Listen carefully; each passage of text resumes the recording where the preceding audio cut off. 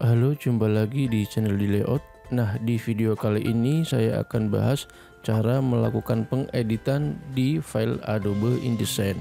Jadi ketika kita menerima sebuah file InDesign, entah itu berupa layout buku, desain majalah, desain brosur, dan lain sebagainya, biasanya file itu akan dipackage dalam sebuah folder yang terdiri dari beberapa file dan juga beberapa subfolder.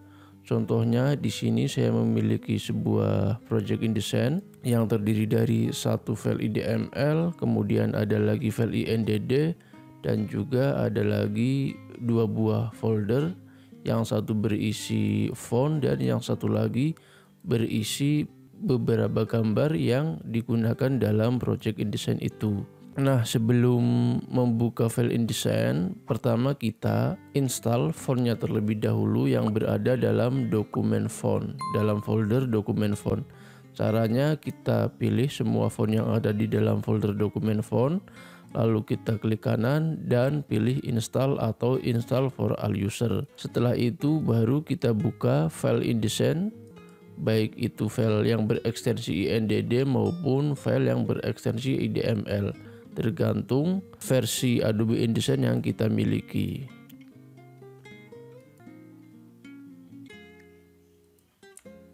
Nah, untuk melakukan pengeditan di Adobe InDesign, pertama, jika tampilannya seperti ini, kita perlu mengembalikan preview modenya ke mode normal terlebih dahulu melalui menu view, kemudian kita pilih screen mode, lalu pilih normal.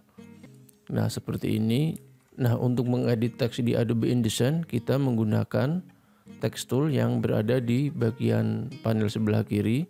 Contohnya, jika kita ingin mengubah teks menjadi italic atau cetak miring, kita blok teks yang akan kita ubah, lalu di bagian font style kita pilih italic, atau bisa juga menggunakan kombinasi Ctrl Shift plus I. Nah, untuk membuat teks menjadi cetak tebal, kita pilih bold, atau bisa juga menggunakan kombinasi tombol Ctrl plus Shift plus B. Sementara untuk mengubah teks menjadi underline, kita gunakan kombinasi tombol Ctrl Shift plus U. Nah, untuk underline ini kita juga bisa atur presetnya melalui panel karakter. Caranya kita masuk ke panel karakter terlebih dahulu melalui menu type, kemudian kita pilih karakter. Nah, kemudian di bagian paling kanan sini kita pilih underline option. Nah, di bagian sini, di bagian panel underline option, kita bisa atur untuk ketebalan garis bawahnya. Misalnya di sini saya pilih 0,5 pt. Kemudian untuk offsetnya atau jarak garis dengan teksnya kita pilih 1 pt atau kita jadikan 2 pt. Untuk warnanya sendiri kita pilih sesuai dengan warna yang kita inginkan. Misalnya kita kasih warna merah. Untuk tipe garisnya kita juga bisa ubah menjadi, misalnya di sini menjadi dash line seperti ini, atau tipe garis yang lain, atau semacam garis bergelombang seperti ini. Nah, jika udah kita tinggal klik OK saja, secara otomatis garis bawah atau efek underline-nya sudah berubah. Nah, fitur lain yang seringkali digunakan dalam pengeditan di Adobe InDesign adalah fitur Find and Replace. Nah, untuk menggunakan fitur ini caranya sangat mudah, kita tinggal menekan tombol Ctrl plus F pada keyboard. Nah, dengan fitur Find and Replace ini kita bisa mencari entah itu teks, glip, objek maupun warna yang akan kita edit atau kita ubah di dokumen Adobe InDesign. Nah, ketika kita mengedit sebuah buku maupun sebuah majalah, biasanya kita sering berpindah dari satu halaman ke halaman lainnya. Nah, jika kita ingin menuju ke halaman tertentu di dokumen, kita bisa menggunakan shortcut Ctrl J, kemudian kita ketik halaman yang kita inginkan. Misalnya di sini saya akan menuju halaman 12. Kita ketik saja angka 12 lalu kita klik OK. Nah, seperti itu caranya. Atau juga bisa melalui panel yang berada di pojok kiri bawah. Jadi kita tinggal klik icon anak bawah di sini, lalu kita pilih halaman yang kita inginkan. Misalnya kita pilih halaman 4. Nah, seperti itu. Nah, untuk memasukkan gambar ke dalam dokumen InDesign.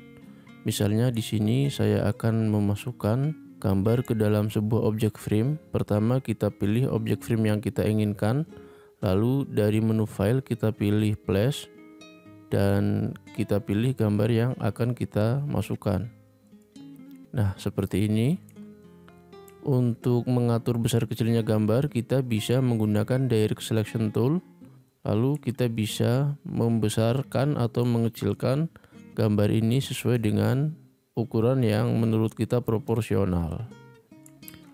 Nah, selain itu ketika kita mengedit sebuah buku maupun majalah, seringkali kita diminta untuk mengganti teks yang telah kita masukkan ke InDesign menggunakan teks yang ada di Microsoft Word.